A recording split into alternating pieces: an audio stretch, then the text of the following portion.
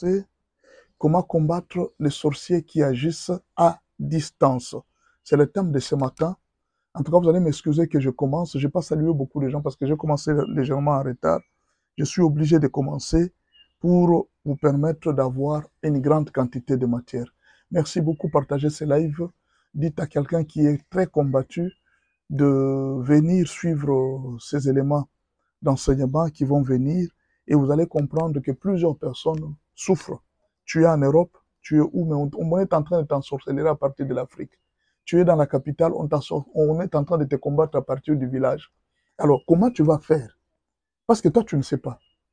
Tu ne sais pas celui qui te combat. Toi, tu vois seulement des coups. Mais tu es très loin de ces gens qui te combattent. Vous partagez des milliers de kilomètres. Mais ces gens sont en train de te combattre. Toi, tu ne sais pas. En tout cas, si tu as un frère, un membre de famille qui a un combat, il est combattu à distance, invite-le à venir entrer dans ces lives. Ça va beaucoup aujourd'hui t'aider.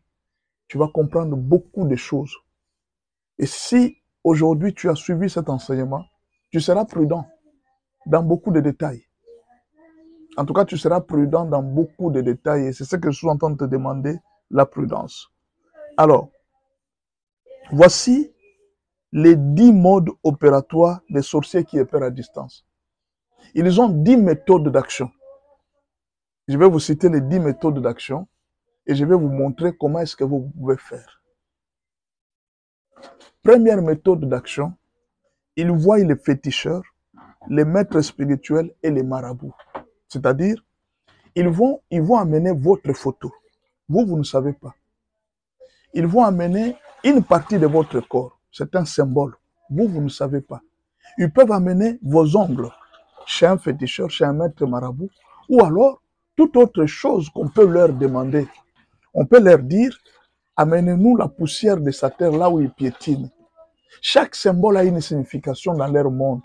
Ils savent que les symboles qu'ils sont en train d'utiliser, chaque symbole a une signification dans le monde où ils existent. Alors, aujourd'hui, vous devez le savoir. Ils utilisent les féticheurs, les marabouts ou les maîtres spirituels qui ont l'expérience de la malédiction du peuple. Ils y vont avec des sacrifices dignes de votre grandeur. Je répète, ils vont avec des sacrifices dignes de votre grandeur. C'est-à-dire, si tu es DG, tu es un peu élevé dans la famille. Si tu es la seule personne qui détient la bénédiction de la famille, où beaucoup de gens regardent pour toi, tu as une certaine valeur dans le monde spirituel. C'est-à-dire, tous ceux-là qui occupent une position supérieure dans la famille, par exemple Joseph, n'avait pas la même valeur que tous ses frères. Alors, imaginez que quand on vous tue, on vous touche vous. Il y a un principe biblique qui dit ceci. Si tu frappes les bergers, les brebis se dispersent. C'est-à-dire, dans la vie, il y a quelqu'un qui est comme un berger de la famille. Dans la vie, il y a quelqu'un qui est comme un chef de famille. Si tu les frappes, les brebis vont se disperser.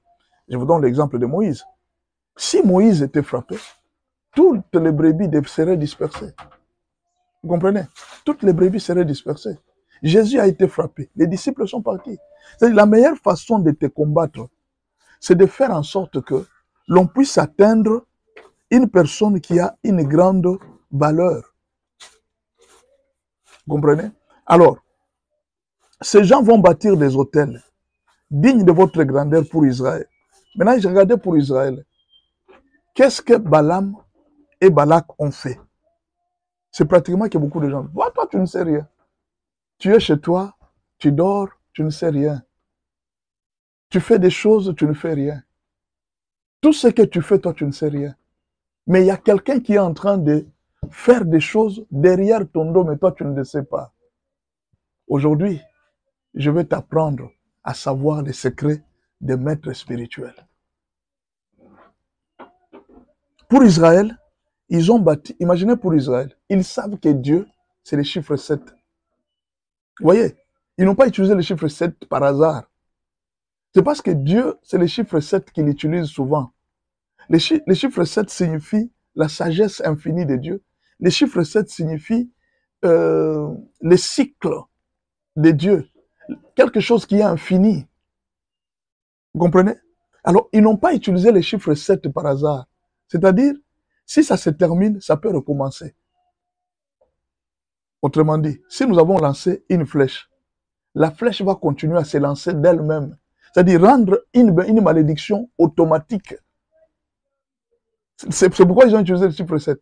Parce que 7, c'est 7 jours de la semaine, n'est-ce pas? C'est-à-dire, chaque fois que tu te réveilles le matin, lundi, il y a une malédiction de lundi, il y a une malédiction de mardi, il y a une malédiction de mercredi, de jeudi, de vendredi, de samedi et de dimanche. C'est-à-dire, tous les jours de ta vie, à moins que tu crées un autre jour, tant que tu vas te lever lundi, tu as déjà trouvé une malédiction pour lundi. Tant que tu vas te lever mardi, tu trouveras une malédiction pour mardi. Ils n'ont pas choisi les 7 hôtels pour rien. Ils ont choisi 7 hôtels pas pour rien. C'est un calcul spirituel. C'est une formule spirituelle. C'est-à-dire, chaque jour de la semaine, il doit y avoir une malédiction. Deuxièmement, 7 domaines, c'est-à-dire tout ce qui te concerne, la totalité de tout ce que tu possèdes. Chaque domaine de ta vie doit être touché par la malédiction. C'est-à-dire, ta santé sera touchée. Tes enfants seront touchés. Tout ce qui te donne la joie sera touché. Regardez les domaines dans lesquels on a touché Job. Il y a un hôtel qu'on a levé contre toi. Est-ce que tu comprends? Tu vas dire, non, nous sommes des chrétiens, toute malédiction sans cause n'a pas d'effet. Oui, tu as raison. Tu as raison, mais eux, quand ils tentent, ils savent aussi que toute malédiction sans cause n'a pas d'effet. Ils savent. Ils savent que c'est difficile d'avoir les chrétiens, mais il a tenté. Pourquoi? Parce qu'il arrive des moments où les chrétiens ouvrent des portes. Il arrive des moments où les chrétiens ouvrent des portes. Est-ce que vous comprenez? Ça arrive des moments où tu es distrait. Rappelez-vous de la parabole de l'ivraie. Jésus a dit quoi? Il a dit que c'est quand les enfants de Dieu étaient endormis que l'ennemi est venu s'aimer l'ivraie. Quand les enfants de Dieu étaient endormis, l'ennemi est venu s'aimer l'ivraie. Ils savent les moments où on peut t'avoir. Ils ne font pas ça par hasard. Ils connaissent. S'ils n'arrivent pas toujours à réussir, ils vont mettre un infiltré. On va voir ça. On va voir les méthodes qu'ils utilisent. Première méthode. Balaam dit à Balak, bâtis-moi ici cet hôtel. Bâtis-moi ici cet hôtel et prépare-moi 7 taureaux et 7 béliers. Vous voyez, pendant qu'Israël était dans la distraction, oh non, la manne, on ne nous donne plus la manne, il n'y a plus de manne, tout ça, l'ennemi est en train de préparer comment les frapper. Pendant que toi tu pleures pour le mariage, pour ceci, l'ennemi est en train de préparer pour frapper. Israël était en train de chercher la nourriture. Oh, nous devrions être en Égypte pendant ce temps. L'ennemi est en train de préparer pour le frapper. Et je vous dis la vérité, ce monsieur avait réussi. Israël était protégé par Dieu. Mais le monsieur ici, il avait tenté et il avait réussi. Ils utilisent les mêmes offrandes qu'Israël donnait à Dieu dans le désert. Le même sacrifice que vous faites, eux aussi font le même sacrifice. Est-ce que vous comprenez? Le même sacrifice, le même temps de prière que vous faites devant Dieu, eux aussi font le même temps de sacrifice pour vous avoir. Ils donnent le même sacrifice que vous donnez. Et regardez les animaux qu'ils ont choisis. Ils n'ont pas choisi les porcs. Ils n'ont pas choisi les porcs. Non. Ils n'ont pas choisi des animaux impurs. Ils ont choisi les mêmes animaux. Bâtis-moi ici. Balaam dit à Balak, bâtis-moi ici 7 hôtels et prépare-moi ici 7 taureaux et 7 béliers. Les mêmes offrandes, les mêmes sacrifices qu'Israël donnait, eux aussi ont donné. Il ne faut pas jouer avec tes ennemis. Ils te connaissent très bien. Ce sont des gens qui connaissaient tout ce qu'Israël faisait. Ils te contrôlent. Ils sont en train de suivre tout ce que tu fais. Mais alors, c'est dans tes pas qu'ils sont en train de chercher à te faire tomber. Ils utilisent les mêmes reprends. Nombre 23, verset 1. Balaam dit à Balak, bâtis-moi ici 7 hôtels et prépare-moi ici 7 taureaux et 7 béliers. Les maîtres marabouts féticheurs savent quel genre de prière ou incantation il faut faire pour faire tomber un enfant de Dieu. Ils ont des prières spéciales pour faire tomber un enfant de Dieu. Ce sont des maîtres. Pourquoi on les appelle des maîtres? Ils ont des prières spéciales pour faire tomber un enfant de Dieu. Tu peux tomber dans leur piège, mon frère. Il y a des sectes à travers le monde qui se réunissent, qui jeûnent, qui font des sacrifices pour faire tomber des pasteurs. Est-ce que vous le savez? Ils font des jeûnes, des sacrifices des sectes spécialisées dans les sacrifices pour faire tomber des pasteurs. Ils invoquent des démons pour les lancer vers les pasteurs et faire tomber les pasteurs. Ce n'est pas pour rien que l'apôtre Paul demandait aux chrétiens de prier pour les pasteurs. Ce n'est pas pour rien qu'on te demande de prier pour ton mari. Ce n'est pas pour rien qu'on te demande de prier pour tes enfants. Parce qu'ils ont fait cet hôtel. Cet hôtel, c'est-à-dire, si même un domaine est raté, vous pouvez attaquer un autre domaine. C'est-à-dire, on peut attaquer le domaine de la santé de tes enfants. Si le domaine de la santé de tes enfants, ça rate, on attaque la santé de ton épouse. Si la santé de ton épouse rate, on attaque un autre domaine. Parce qu'il y avait cet hôtel.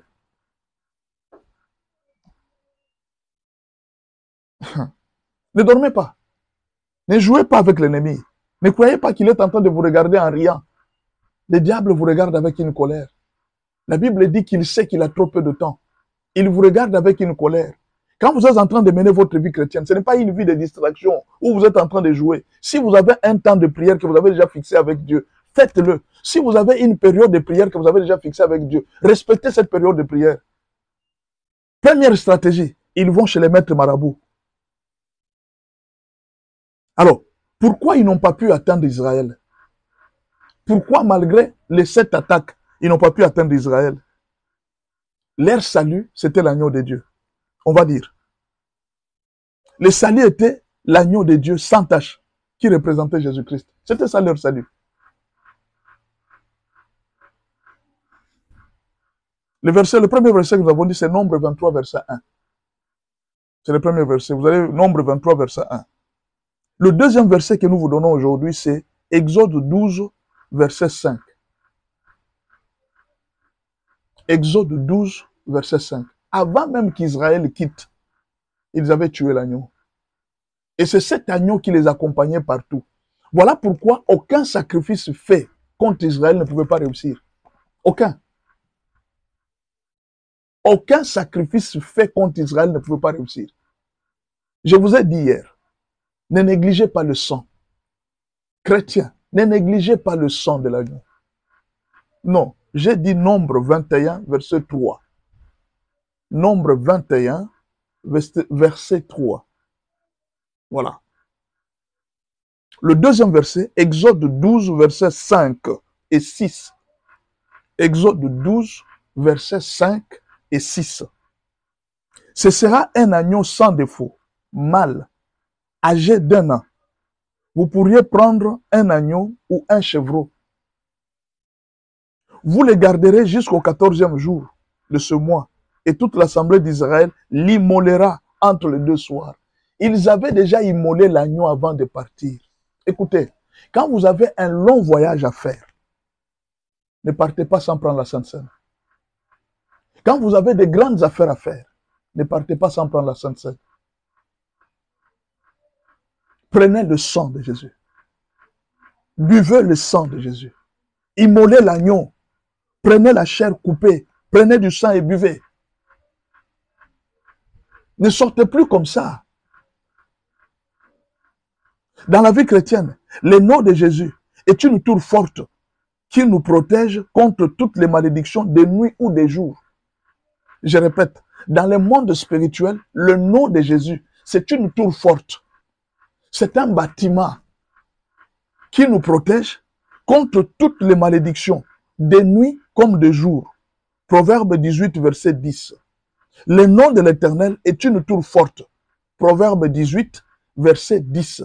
Le nom de l'Éternel est une tour forte. Les justes s'y réfugient et se trouvent en sûreté. Vous avez la première sécurité, c'est le nom de Jésus. C'est une tour forte. Psaume 91, verset 4. Il te couvrira de ses plumes et tu trouveras un refuge sous ses ailes. Sa fidélité est un bouclier et une cuirasse. Dieu est fidèle. C'est ce qui fait une cuirasse autour de nous. Tu ne craindras ni les terreurs de la nuit, ni les flèches qui volent le jour.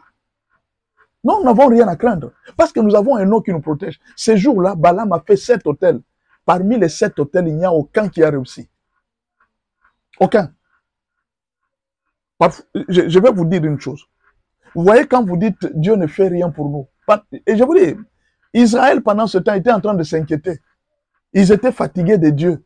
Ils voulaient même retourner en Égypte. Pendant que Dieu est en train de combattre pour eux la nuit. On les attaque la nuit. Dieu est en train de mettre une barrière, une cuirasse autour d'eux, afin que la malédiction ne les atteigne pas. Israël est en train de pleurer. Nous voulons rentrer en Égypte. C'est pratiquement ce qui t'arrive. Dieu est en train de combattre pour toi. Toi, tu es en train de dire, je ne vois pas ce que Dieu a fait pour moi. Si Dieu pouvait seulement t'ouvrir les yeux spirituels pour que tu vois combien de personnes sont en train de chercher ta tête. Combien de personnes sont en train de chercher à ce que te tue. Est-ce que tu sais que tu as déjà été empoisonné? Mais ça ne t'avait pas eu. Est-ce que tu sais qu'on t'avait déjà jeté un mauvais sort, une maladie mortelle, mais ça ne t'avait jamais eu? Est-ce que tu le sais? Non, Dieu ne te l'a jamais dit. Malheureusement, Dieu n'avait jamais dit tout ce qui s'est passé ici aux enfants d'Israël. Même pas une révélation. Il ne savait pas. Tout ce que Dieu fait pour nous la nuit, quand il combat contre les ennemis, il envoie les anges. Il ne nous dit pas. Voilà pourquoi je te dis, fais attention. Quand tu es en train de dire, qu'est-ce que Dieu a déjà fait pour moi? Parfois, tu blesses le cœur de Dieu. Parfois, tu blesses le cœur de Dieu, mais tu ne te rends pas compte. Israël ne savait pas tout ce qui était en train de se passer. C'était des sorciers qui agissent à distance. Maintenant, imaginez que toi, là, tu es en Europe, tu es au Canada, tu es dans la capitale, tu es au village. Ton oncle qui est riche, il a déjà fait un hôtel de nom de tous les membres des familles. Il a déjà mis les photos de tous les enfants. Que tu sois au village, que tu sois où. L'hôtel est là, ta photo est sur l'hôtel. Et cet oncle est en train d'invoquer vos noms chaque jour. Il utilise vos étoiles chaque jour. Mais vous ne savez pas. Parfois, ça peut être votre propre père. Parfois, ça peut être votre grand frère. Vous voyez seulement sa richesse. Vous enviez sa richesse. Parfois, ça peut être quelqu'un, ça peut être votre pasteur. Vous enviez sa richesse. Vous enviez ce qu'il a. Vous dites non, ce pasteur est grand. Mais il a des photos et des photos. Il est en train d'invoquer votre nom chaque jour. Mais vous ne le savez pas. Vous ne le savez pas. Vous ne l'avez jamais su. Et Dieu vous protège, il ne vous dit pas. Qu'est-ce qu'il faut? Qu'est-ce qu'il faut? Ange Miel, bonjour. Merci beaucoup d'être venu. Merci pour ta présence. Qu'est-ce qu'il faut? Je vous donne un premier conseil. Qu'est-ce qu'il faut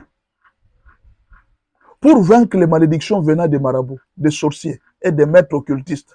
Il y a 4 choses que je vous demande de faire. Si vous sentez qu'il y a des gens qui sont en train d'invoquer votre nom, loin de vous, au pays, ou bien loin de vous, si vous sentez qu'il y a quelque part quelqu'un qui est en train de barabouter contre votre mari, il est en train de faire des choses derrière le nom de votre mari, je vous demande de faire 4 choses. Premièrement, invoquez le sang de Jésus-Christ et demandez à ce que le sang puisse vous sécuriser. Je viens de vous parler de la Sainte Seine. C'est très important d'utiliser la Sainte Seine. Romains 10, verset 13. Car quiconque invoquera le nom de Jésus sera sauvé. Couvrez-vous du sang de Jésus.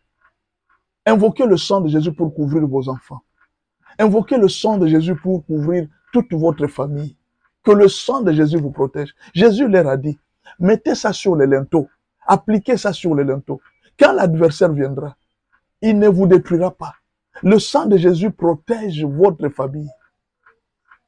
Le sang de Jésus protège votre vie, vos affaires. Ils ne seront pas entrés dans vos affaires s'ils voient le sang de Jésus.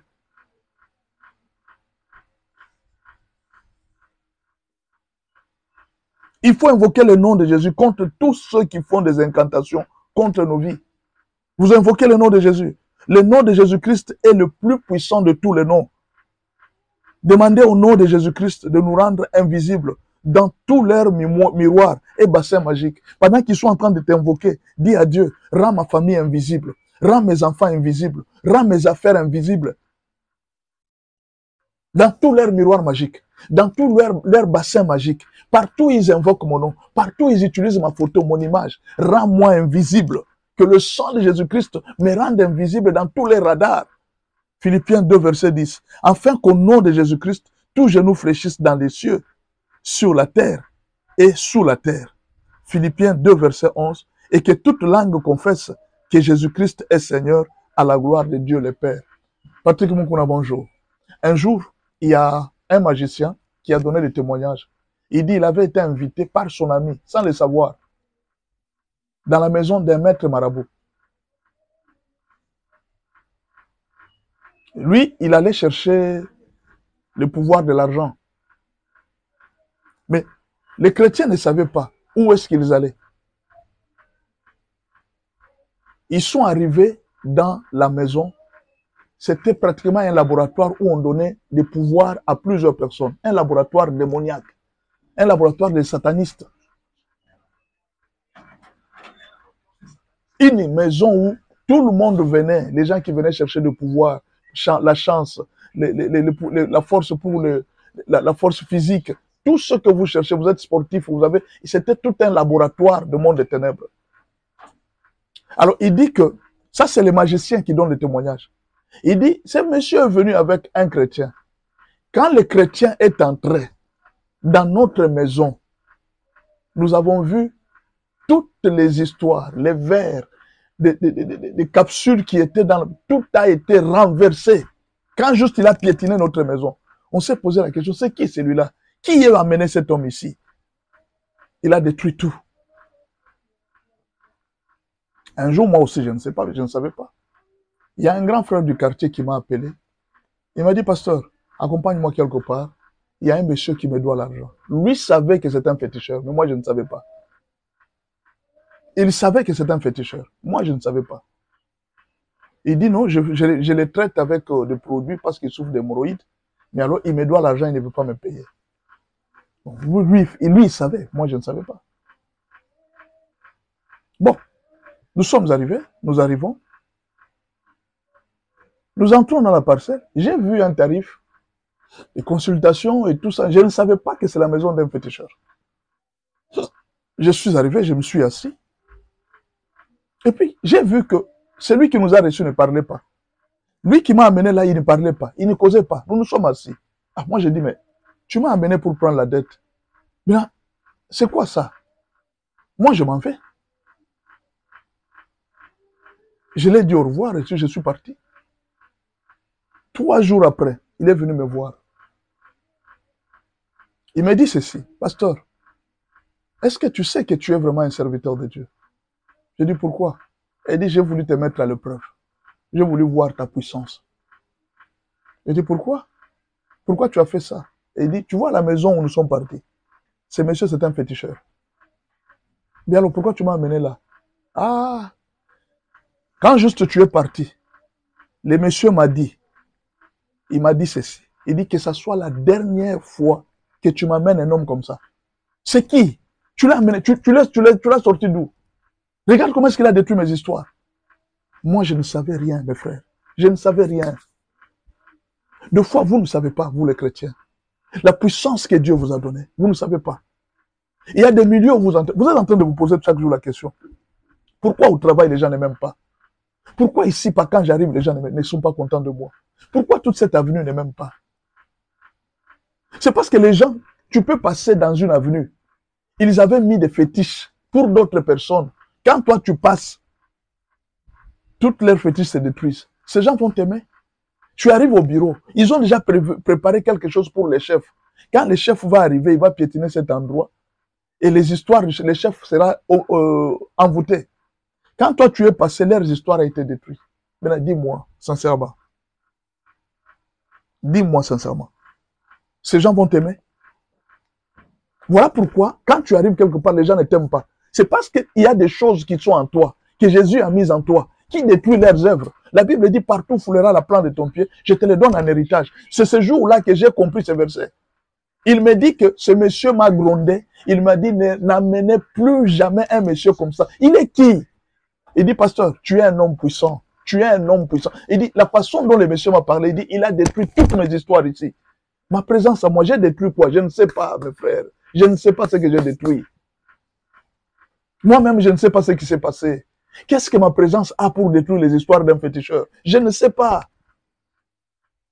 Mais alors, dis-moi, tu habites une même avenue avec un féticheur. Il va t'aimer. Soit il sera obligé de déménager parce que beaucoup de choses ne tiendront pas, surtout quand tu te mets à prier. Voilà pourquoi certains bailleurs, tu vas te réveiller le matin comme ça, on te dit, allez, quitte ma maison, je ne veux plus te voir ici. Papa, qu'est-ce que j'ai fait? Je paye bien les loyers. Il dit, papa, quitte ma maison. Quitte, je ne veux plus te voir ici. Toi, tu ne comprends pas. Qu'est-ce que j'ai fait à ce papa? Qu'est-ce que j'ai fait? Moi, je ne comprends pas pourquoi les gens ne m'aiment pas. Mais c'est justement à cause de ça. Prends conscience de qui tu es.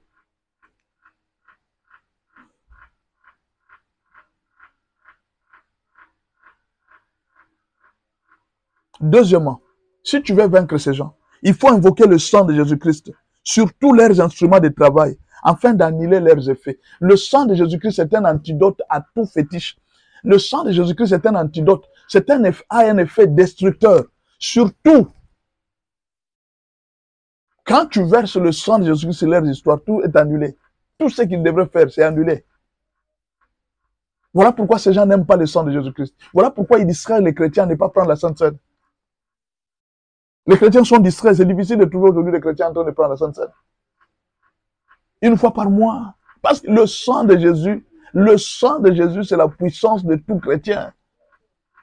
Ils l'ont vaincu à cause du sang de Jésus, pas à cause de vos prières, pas à cause de votre faille que vous invoquez. La Bible ne dit même pas qu'ils l'ont vaincu à cause de leur feu. Non. Même si Dieu est un feu dévorant, ils ne l'ont pas vaincu à cause du feu. Ils l'ont vaincu à cause du sang de l'agneau et de la parole qui sort de leur bouche. La parole de leur témoignage.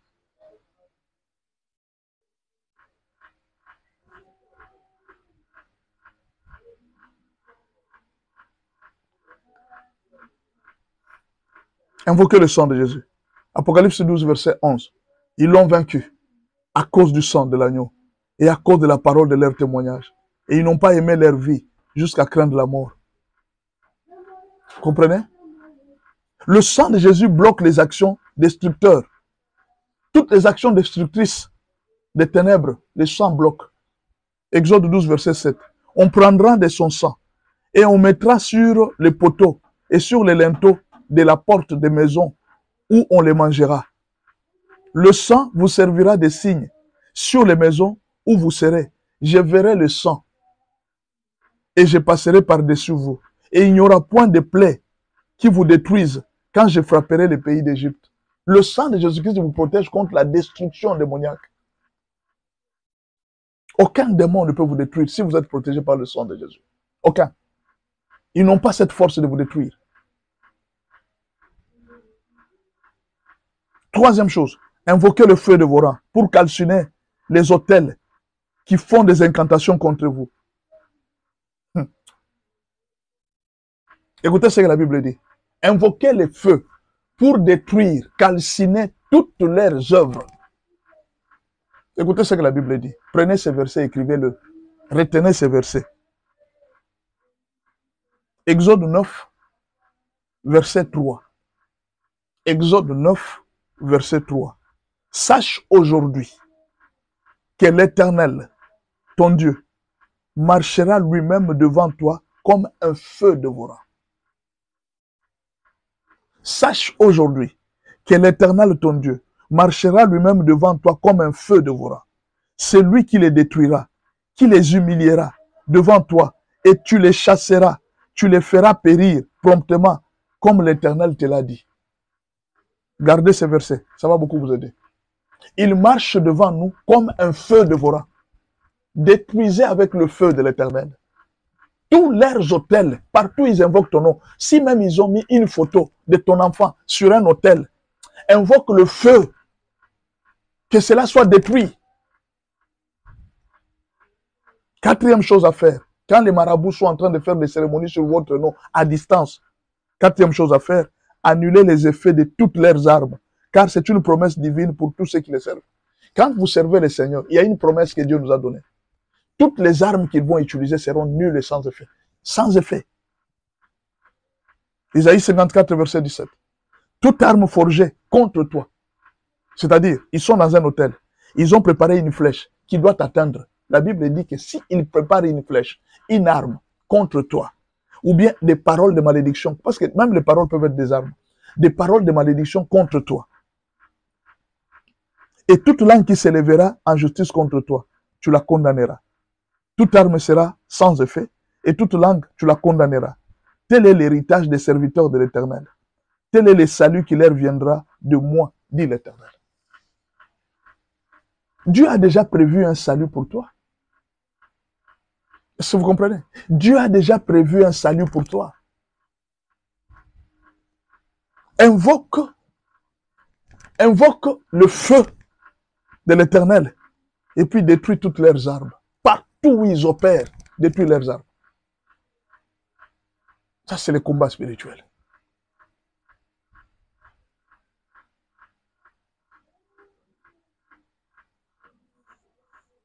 Le premier point, nous avons dit, les diables, non, les satanistes te combattent à distance à travers les féticheurs. N'est-ce pas? À travers les féticheurs. Je t'ai donné les stratégies pour faire, les 4 armes qu'il faut utiliser pour les vaincre. Deviens populaire 5 fois. Amen. Je reçois ça au nom de Jésus. Micro-razon. Que Dieu te bénisse. Merci beaucoup. Tu ne dors pas à cette heure-ci.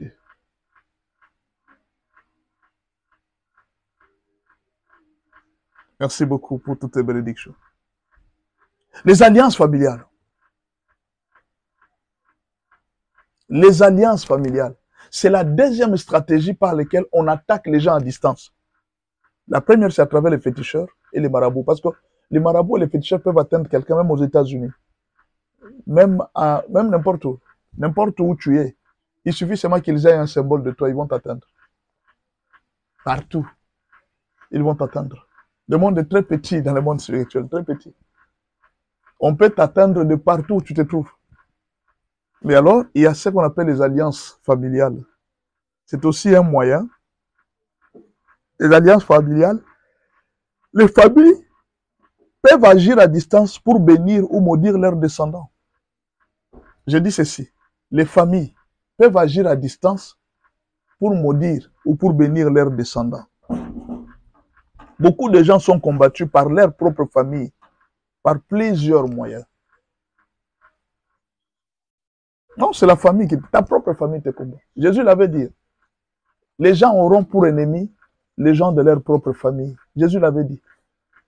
Les gens auront pour ennemis les gens de leur propre famille. Pourquoi? Toi, tu as choisi Jésus. Dans la famille, il y a encore un groupe de gens qui continuent à servir Satan dans la sorcellerie. Mais ces gens vont te combattre. Voilà pourquoi il y a certaines familles où quand quelqu'un s'est converti au christianisme, on les chasse même de la famille. Christ ne met pas à l'aise beaucoup de gens dans des familles. Il y a un jour, tu ne servais pas Dieu, ton oncle te soutenait, il t'aidait. Mais depuis que tu es devenu chrétien, il y a quelque chose qui s'est fait. Quelque chose qui est en train de se passer. On ne t'aime plus, on ne te soutient plus, et tout le monde t'abandonne. Tu ne comprends pas pourquoi. C'est parce que tu as choisi Christ. Beaucoup de gens n'aiment pas Christ dans ta famille.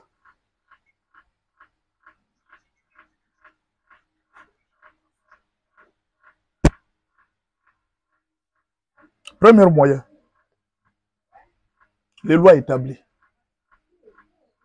Les lois établies, c'est ce que nous appelons les interdits de famille. Ça se manifeste par des interdits de famille. Par exemple, dans notre famille, on ne mange pas ça. Dans notre famille, on ne fait pas ça.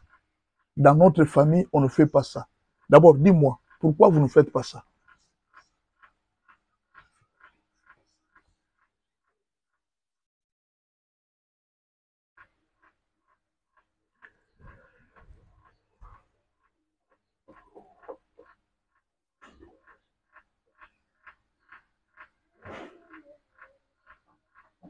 Jérémie 35, verset 5.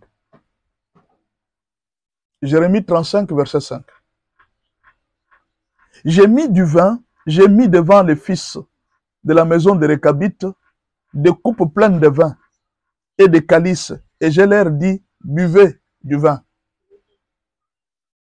Mais ils répondirent, nous ne buvons pas de vin, car Jonadab, fils de Réchab, notre père, nous a donné cet ordre. Vous ne boirez jamais de vin, ni vous, ni vos fils. Il leur avait aussi dit, je continue, dans cette famille, ils ne buvaient jamais de vin et ne pouvaient jamais construire des maisons en matériaux durables. Ils habitaient dans des tentes toute leur vie.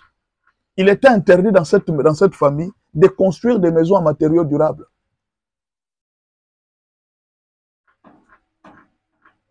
Ils ne pouvaient pas construire en matériaux durables.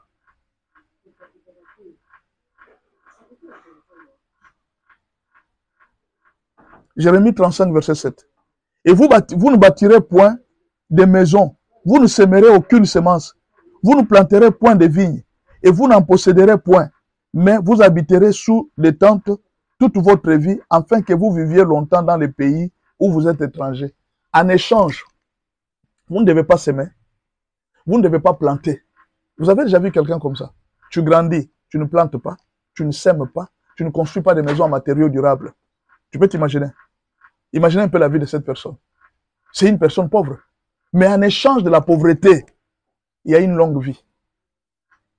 Est-ce que Dieu avait dit que pour vivre longtemps, il faut ne pas s'aimer? Non. Mais lui, il leur a donné l'ordre. Ne s'aimez pas. Et dans leur famille, ils ne buvaient pas de vin, pas parce qu'ils obéissaient à Dieu, non. Parce qu'ils obéissaient à leurs ancêtres, Jonadab, non, Rekab. Ils ne buvaient pas. Ils ne construisaient pas, ils habitaient toujours des tentes. Vous allez trouver là des gens pauvres. Mais ils ont une spécialité. Ils vivent très longtemps. Ils ne meurent pas vite. Eux, ils avaient préféré échanger leur prospérité matérielle et financière avec une longue vie. C'était ça la loi. Vous comprenez? Et il y a même d'autres familles qui ont cette même loi. Ils sont toujours intelligents. Mais les mariages, pour eux, ils ne réussissent pas dans les mariages. En tout cas, pour l'intelligence. Toute la famille, ce sont des enfants très intelligents, mais ils ne réussissent pas dans les mariages. Les mariages, c'est difficile pour eux. Parfois, vous allez trouver une famille très riche, mais ils ont toujours des maladies mortelles. J'ai vu dans une famille, il y avait une loi de cancer. Tous les jeunes mouraient du cancer. Un jour, pendant qu'on avait prié pour une qui était atteinte déjà du cancer, on lui a dit, mais qu'est-ce qu'il y a? On a commencé à chasser l'esprit. Et cet esprit nous a dit, on a posé la question, comment tu t'appelles? Qui es-tu? Il dit, je m'appelle Cancer. Cancer? Oh, on s'est regardé, il dit, mais cancer c'est quoi? Il y a un esprit qui s'appelle Cancer. Il dit, oui. Il dit, les cancers là, qui tuent les gens, c'est moi. Au fait, on nous avait déjà donné une mission, que dans chaque famille, nous devrions récupérer autant d'enfants. Et ces enfants qu'on devrait récupérer, ils devraient mourir tous par une même maladie, la maladie du cancer. Et dans cette famille, beaucoup de gens ne mouraient que par la maladie du cancer. Et eux ne comprenaient pas. C'était une loi. C'était une façon de payer les dettes que leurs parents avaient laissées. Alors, on peut vous atteindre par une loi établie. On peut vous atteindre par cette loi. Et cette loi-là, ça travaille parfois avec le sang. Cette famille fait une alliance avec leurs ancêtres pour vivre longtemps sur terre. Il faut éviter 3 choses. Ne pas prendre de vin, ne pas construire, ne pas s'aimer. Est-ce que c'est ce que la parole de Dieu avait dit pour vivre longtemps? La Bible dit que pour vivre longtemps, honore ton père et ta mère. Ces familles, à cause de lois établies, ne pouvaient jamais devenir riches, ni avoir des maisons. Jamais. Mais ils pouvaient vivre longtemps. Il y a plusieurs personnes qui continuent à souffrir à cause de lois établies. Il y a plusieurs lois qui bloquent les familles. Plusieurs lois. Première loi, c'est la loi de Kodia. C'est quoi la loi de Kodia? Kodia, en fait, c'est chez nous. Hein? Peut-être, je ne sais pas ailleurs comment on appelle ça. La loi de Kodia, c'est quoi? On donne, la famille se réunit. Les membres de famille se réunissent dans la sorcellerie. Ils disent ceci. Nous allons prendre les étoiles. Donc, ils considèrent leurs enfants comme un héritage. Nous allons prendre toutes les étoiles des familles. Nous allons donner à une seule personne. La prospérité de tous les enfants, nous allons donner à une seule personne. Et c'est cette personne qui va commencer à distribuer l'argent dans toute la famille. Toutes les bénédictions de la famille sont dirigées vers une seule personne. Et cette personne sera riche. Riche, en tout cas, elle aura des facilités d'avoir l'argent. Tout ce que la personne fera, elle va réussir facilement. Mais ça ne sera pas sa propre réussite. Ça sera les bénédictions des autres qu'on a volées, qu'on lui donne lui. Maintenant, lui, quand il viendra, il sera obligé de payer les minervales de neveux, des tantes et de tout ça. Et parfois, il sera obligé d'épouser plusieurs femmes pour commencer à faire des sacrifices. Il peut épouser 4 femmes. Et chez des autres femmes, il commence à tuer des enfants pour faire des sacrifices afin de maintenir le pouvoir de Kodia. Parfois, il peut commencer à prendre aussi, à grignoter aussi dans la famille. Il tue l'enfant de tel, il tue son petit frère, il le tue. C'est comme ça qu'il va commencer à grignoter par-ci, par-là pour tuer afin de conserver ses pouvoirs. Dans cette loi, la bénédiction est donnée à une seule personne et tout le peuple doit attendre l'arrivée de cette personne pour le salut. On a vu ça avec Moïse. Il fallait que Dieu termine à former Moïse pour l'envoyer sauver le peuple. Et si Moïse refusait, qu'allait devenir le peuple? Imaginez un peu, Moïse avait refusé. Dieu était obligé de les forcer pour aller. Joseph en Égypte était le seul espoir de sa famille. Si Joseph tombait dans l'adultère avec la femme de son chef, son peuple allait aussi allez aussi tomber. Donc, si celui qui porte la bénédiction tombe ou bien meurt, toutes vos étoiles là, vous tous vous restez pauvres. Et lui, c'est parti. Il est parti avec. C'est pourquoi il veille à ce qu'avant que la personne ne meure, on puisse transmettre cette bénédiction à une autre personne. Mais avec l'arrivée de Jésus, les choses ont changé. Jésus a changé les choses. Jésus, lui aussi, était les seuls. On attendait lui aussi on l'attendait pour sauver toute l'humanité. Donc, tant que Jésus n'était pas venu, l'humanité était en danger. Écoutez ce que l'Apocalypse dit. Donc, le Kodia, on dirait que c'est un principe spirituel que beaucoup de gens ont respecté. Écoutez ce qu'Apocalypse dit. Apocalypse 5, verset 3. Et personne dans le ciel, ni sur la terre, ni sous la terre, ne put ouvrir les livres, ni les regarder. Et je pleurais beaucoup de ce que personne ne fut trouvé digne d'ouvrir les livres et de les regarder. Et l'un des vieillards me dit, ne pleure point. Voici les lions de la tribu de Juda, les rejetons de David, a vaincu pour ouvrir les livres et ses 7 sceaux. Donc, l'humanité tout entière attendait une seule personne, Jésus. Le peuple d'Israël attendait une seule personne, Joseph. En Égypte, ils attendaient seulement Moïse. Et pendant ces générations, Dieu n'élevait qu'une seule personne. Un seul va venir vous sauver tous. Maintenant, quand Jésus est mort, ici on voit Jean pleurer. Parce que les cellules de l'humanité étaient en péril. Personne n'était capable de le faire. Heureusement pour nous, Jésus était l'agneau sans tache qui était décédé pour ça. Alors, il y a des familles où il n'y a qu'une seule personne qui doit réussir et les autres doivent dépendre de lui. Les familles sont comme ça. Il y a des familles qui attendent qu'une personne ouvre le mariage pour que les autres suivent aussi. Il y a des familles où il n'y a que les garçons qui réussissent, mais les filles doivent dépendre de leurs frères. Dans d'autres, ce sont les filles qui réussissent et les garçons doivent dépendre des filles. Des familles comme ça, vous trouvez, c'est une loi de la famille. Ici, ce sont toujours les filles qui réussissent. Les garçons sont toujours comme ça. Ils ne sont pas très intelligents, ce sont les filles. Depuis que Jésus-Christ est mort pour nous, la loi de Kodia est déjà tombée. C'est une loi qui n'existe plus. C'est une loi qui ne devrait plus exister. Jésus n'attend plus une personne. Jésus a donné le pouvoir à tout le monde. Jésus a donné l'occasion à tout le monde d'évoluer. Voilà pourquoi. Ne fais jamais de prières genre « Seigneur, bénis-moi pour que je bénisse aussi ma famille ». Non. Fais la prière « Seigneur, comme tu m'as visité, visite aussi ma famille. Sauve-le aussi ». Jésus a même dit « Si tu crois, tu seras sauvé toi et ta famille ». Donc le Kodia, la bénédiction, ne dépend plus d'une personne. Acte 16, verset 31, Paul et Silas répondirent « Crois au Seigneur, tu seras sauvé toi et ta famille ». Et il lui dit, annoncèrent la parole du Seigneur, ainsi qu'à tous ceux qui étaient dans sa maison. Ce n'est plus un problème d'une personne. On t'initie, toi, et puis non. Jésus est venu initier tout le monde au bonheur, à la bénédiction, à la joie, à la gloire, à tout. Tout le monde, tout celui qui croit au Seigneur Jésus-Christ, quiconque croit en lui. Aujourd'hui, c'est fini avec les Kodia. Jésus-Christ est déjà devenu notre Kodia de famille. Tout le monde peut monter et être béni. Tout le monde peut devenir riche dans la famille. Tout le monde peut se marier sans s'attendre à une seule personne, sans s'attendre à la bénédiction d'un oncle, sans s'attendre à la bénédiction d'un chef coutumier. Non. Jésus a amené la bénédiction à tout celui qui croit en lui. Le Kodia est déjà tombé. Si tu es ici, tu dois briser cette loi de Kodia et tu dois refuser que ta vie dépende des autres. Il faut refuser. Il dit, moi, ma vie ne doit pas dépendre des gens. Je ne peux pas dépendre de quelqu'un. Non, un oncle au village, il dit non, si vous ne venez pas chez moi, alors vous ne serez pas béni. Non, ma vie ne peut pas dépendre de ça. Jamais. Ma vie ne peut pas dépendre de ça. Ta vie à toi ne doit pas dépendre de quelqu'un, d'un homme. Certes, c'est vrai, je ne veux pas dire que dans la famille, il ne peut pas y avoir des aides. Tu peux aider tes frères, en attendant qu'ils aussi puissent t'aider. Mais ce n'est pas que toi-même tu montes, plus personne ne montera dans la famille. La loi de Kodia interdit aux autres de monter. Tu dois rester seul qui est au sommet. Et la deuxième personne qui doit monter, c'est quand toi tu vas mourir. On choisit une personne d'autre. Ce sont eux qui fixent la loi, les règles de celui qui doit réussir.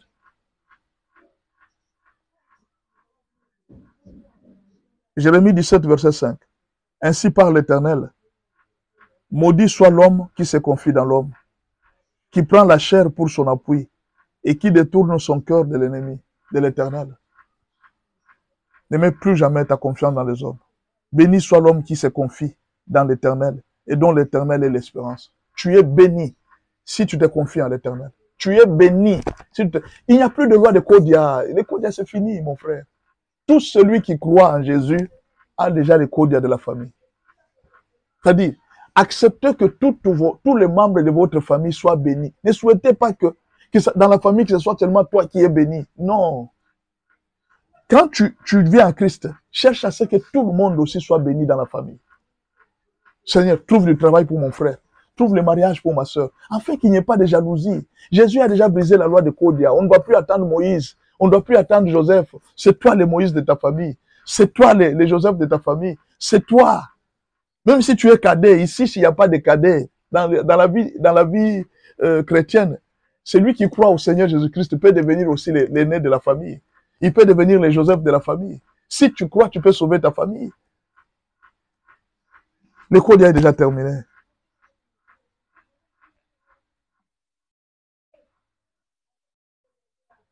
Deuxième loi. Toujours dans la loi de la famille. C'est ce que nous appelons la loi. Les lois des échanges. Dans cette loi, les diables vous donnent ce que vous cherchez et ils vous retirent la bénédiction de Dieu. Vous allez chez les diables, vous cherchez la guérison. Lui, il prend ce que Dieu vous a donné et il vous donne une fausse guérison. Parce que le diable, c'est un menteur. On appelle ça la loi des échanges. Les étoiles. On peut échanger des étoiles. On récupère les bénédictions dans tous les enfants qui ont des étoiles. On leur donne une mauvaise vie, une vie de pauvreté et une vie de souffrance. Parfois, ce que tu es en train de vivre aujourd'hui, ce n'est pas ta vie. Et tu le sens toujours. Voilà pourquoi tu fais certains rêves, tu es très riche. Mais quand tu regardes en réalité, tu es très pauvre. Tu te vois, tu es en train de marier avec ton mari. Mais quand tu regardes en réalité, tu es toujours célibataire jusqu'à cet âge. Beaucoup souffrent aujourd'hui parce que leurs étoiles avaient déjà été vendues dans le monde des ténèbres. On avait déjà vendu. C'est ainsi qu'on atteint les gens. Toi, tu peux penser que non, j'ai la chance aujourd'hui, je suis directeur. Oui, tu es directeur, mais regarde, les avantages d'un directeur dans l'entreprise, tu ne gagnes pas. Tu ne gagnes pas les avantages d'un directeur. Tu ne comprends pas. Il y a quelqu'un qui t'avait volé l'étoile. D'autres ont perdu leurs étoiles par un secours reçu en période de difficulté. Ils ont été aidés par des sorciers qui les ont volé leurs étoiles. Non, je suis en difficulté, nous sommes en train d'aider les pauvres. Oui, il y a des gens qui aident les pauvres, mais il y a des gens qui n'aident pas les pauvres, ils viennent acheter des étoiles. Ils regardent seulement quelqu'un, ah, cet enfant, c'est l'enfant de qui? Non, je vais aider cet enfant. Non, en tout cas, je sens que je dois donner quelque chose à cet enfant. Toi, tu penses qu'il a eu pitié de toi. Il n'a pas eu pitié de toi. Dans le monde de Satan, il n'y a pas d'amour. Satan n'a pas d'amour à donner aux gens. Un occultiste t'a aidé, toi. Il va trouver cet amour où? Un sataniste t'a aidé, cet amour, il va le trouver où? Ils n'ont pas d'amour, ils n'ont pas de pitié. Leur vie, c'est les sacrifices. Mais alors, le plus souvent, c'est les vols. Ils volent les étoiles. D'autres ont perdu leurs étoiles par le péché sexuel ou l'idolâtrie, en couchant avec des sorciers ou en allant consulter des féticheurs, des loges ou des magiciens. Tu as perdu l'étoile. Et c'est à distance qu'on commence à te contrôler.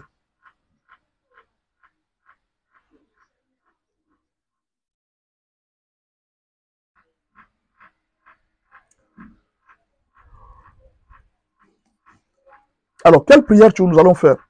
Nous allons faire 4 prières. Nous allons faire 4 prières. Première prière, récupère ton étoile et celle de tes enfants. Chez tous ceux qui les utilisent actuellement. Deuxième prière, désactive ton étoile qui est utilisée par les autres et remets-la où Dieu l'avait prévu, l'avait placé dans ta vie. Désactiver. Prie Dieu pour que, Seigneur, tout celui qui utilise mon étoile pendant ce temps, que cette étoile ne fonctionne plus. Que cette étoile soit désactivée. Qu'il ne profite plus des bénéfices de mon étoile. Détruis tout point de contact entre toi et celui qui utilise ton étoile. Peut-être qu'il te donne l'argent. Peut-être qu'il te soutient. Peut-être qu'il utilise une photo. Peut-être qu'il utilise la sexualité. Tu vas détruire ça. Tout point de contact qu'il utilise pour t'avoir ou bien pour t'atteindre, détruis ça. Tu ne peux plus laisser quelqu'un en train de jouir d'une vie. de ta bénédiction, et alors toi, tu es en train de souffrir. Ne laisse jamais personne jouir de ta vie. Proverbe 6:30. On ne tient pas pour innocent les voleurs qui dérobent pour satisfaire son appétit quand il a faim. Si on le trouve, il fera une restitution au septuple. Il donnera tout ce qu'il a dans sa maison. Vous comprenez? Quand un voleur a volé, on ne peut pas le tenir pour innocent. S'il a volé, il t'a volé l'étoile.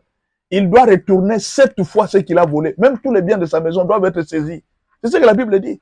Mais vous traitez comment les voleurs? Quelqu'un t'a volé l'étoile, tu le traites comment? Tu as pitié de lui? Il lui doit payer. Prenez les livres, prenez ce proverbe, gardez-le bien. Proverbe 6, verset 30. On ne tient pas un innocent, et on ne tient pas pour innocent les voleurs qui dérobent pour satisfaire son appétit quand il a faim.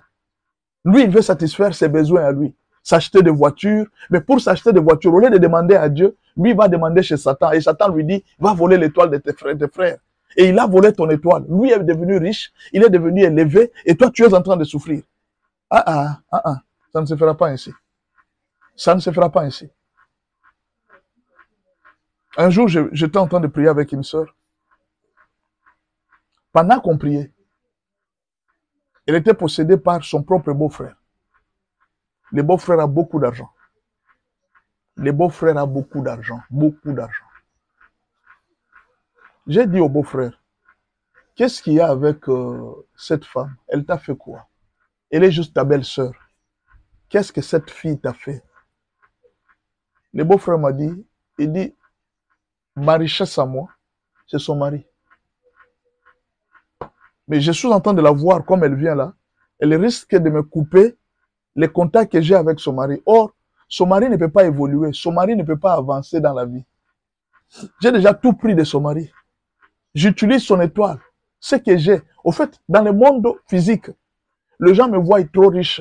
Mais dans le monde spirituel, c'est son mari qui est plus riche que moi. Il a plus de moyens que moi. C'est un homme puissant que moi. Mais on les trompe. Alors, qu'est-ce que vous voulez lui dire? Non, nous voulons seulement qu'il accepte que nous puissions cotiser pour son mariage.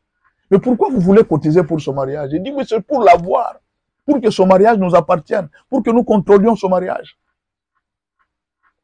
Et toi, là, tu es toujours à tout moment, tu veux te marier, faire plaire, faire part. Est-ce que tu sais aux gens à qui tu donnes de faire part? Contente-toi de ce que tu as. Si tu n'as pas assez de moyens de mariage, va même qu'on te bénisse à l'église. Il n'y a pas de différence entre un mariage béni à l'église et un mariage qui a été fêté dans la salle de fête. Va qu'on te bénisse à l'église, fêter avec les frères, va. Mais ne t'habitue pas, faire part. Tu ne sais pas celui qui peut te donner l'argent. Le monde est détruit, mes frères. Tu ne sais pas celui qui peut te donner l'argent. Sois sage.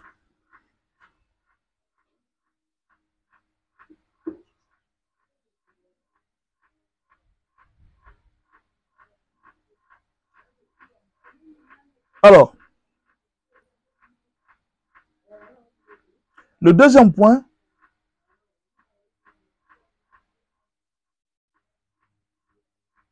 qui concerne, nous avons parlé de loi.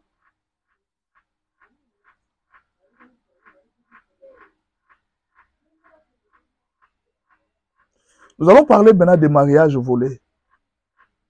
Il y a la loi des échanges. Il y a des mariages qu'on a volés. Tous les mariages vendus doivent être récupérés. Il faut récupérer tous les mariages volés. Les étoiles volées, les mariages volés, la maternité volée, la richesse volée, les études et les diplômes volés. L'avancement dans la vie de gens doivent aller. Il faut briser la limitation. Prière de récupération. Récupérez toutes vos bénédictions volées dans le monde des ténèbres. Tout. À la fin, hein, vous aurez besoin de ce programme de prière. Ça va beaucoup vous aider. À la fin, vous aurez besoin de ce programme de prière. Excusez-moi que je coupe cet appel. Je ne sais pas qui est en train de m'appeler là. Excusez-moi que je coupe l'appel. Pourtant, j'avais déjà coupé, mais je ne sais pas qui m'appelle.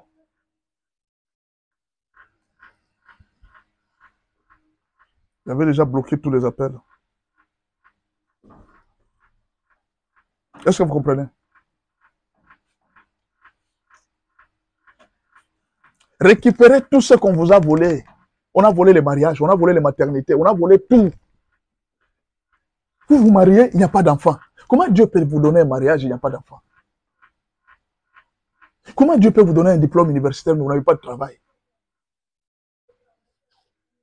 Récupérez tout. Tout ce que le monde des ténèbres a pris. Ésaïe 49, verset 24. Ésaïe 49, verset 24. Les butins du puissant lui sera-t-il enlevé? Et la capture faite sur les justes échappera-t-elle? Oui, dit l'Éternel. Verset 25. Ésaïe 49, verset 24 et verset 25. Oui, dit l'Éternel. La capture du puissant lui sera enlevée. Et le butin du tyran lui échappera. Je combattrai tes ennemis et je sauverai tes fils. Les fils là sont des bénédictions. Dieu va sauver tes fils. Dieu va sauver ta maternité. Et il dit ce que le méchant avait capturé, ce qu'il avait déjà pris, on va lui ravir ça.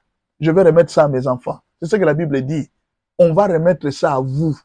C'est votre bénédiction. On doit remettre. Effacer avec le sang de Jésus-Christ toute empreinte qui les permet de vous contrôler à distance et de vous atteindre. Détruisez tout instrument de guerre qu'ils utilisent contre vous.